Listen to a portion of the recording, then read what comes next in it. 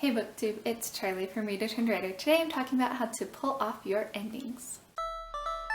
Endings of the book can be really tricky because this is where you are supposed to give your reader everything you've promised them all throughout the book. Today I'm talking about how to pace out the ending of your novel so that it is neither too rushed or too long and really drives home everything that you have been leading up to previously. I've made a bullet page and I will dive right in. Act 3 makes up the final 25% of your book. Your two main jobs in Act 3 are to deliver on the promises that you've made throughout the book and to really prove to the reader that your character has actually changed during their character arc. In my last video talking about Act 2, we ended on the All Is Lost and Dark Night of the Soul pushing your character into Act 3. Act 3 begins with a one-scene beat break into 3, and this is your character proactively choosing to move into Act 3, similar to Break into 2. It is them doing what they were deciding to do during their Dark Night of the Soul. During the finale, they get to fix things in the right way. The finale is a long beat, and so it is broken into 5 sub-beats. The finale is also referred to as Storm the Castle. The castle is a metaphor for whatever the main character needs to accomplish in order to tie up all of the threads that have been going throughout the book. The first sub-beat is Gather the Team. This is where the hero gathers up anyone that they need to help them storm the castle. This can be actual troops or good friends. Often because of what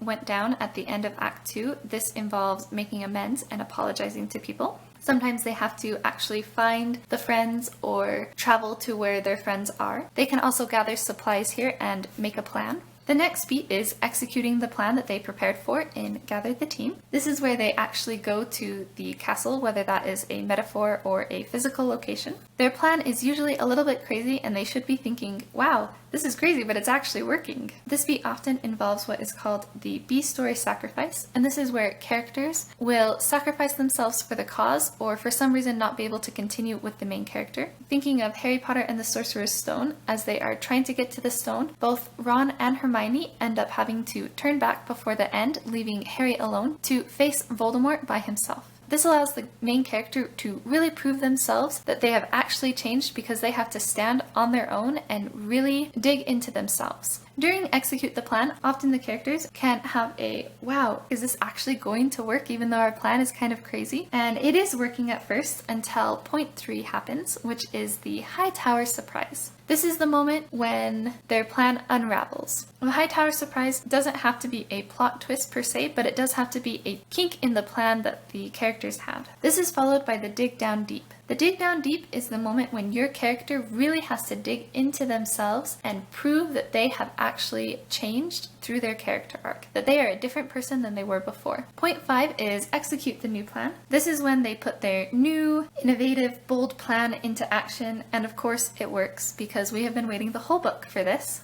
I would caution not to put too many Hightower surprises in your book. If you have more than one character arc going on, then I think it's okay to put a Hightower surprise for both of them. But I have read books where they have had multiple, oh, let's try this, oh, it doesn't work, let's try this, oh, it doesn't work, oh, let's try this, oh, it doesn't work. As a reader, that's really annoying to me. You also don't have to end your book on a happily ever after, of course. If your character does fail, then you can make it fulfilling for the reader still by having a point to the failure. It's better to try and fail than to never try at all because you can learn from that failure. In Alexa Dunn's video overviewing these beats, she talks about an extra beat that she feels is missing, and I love that beat. She calls it the calm after the storm. After they have succeeded at their plan, they get to take a breath.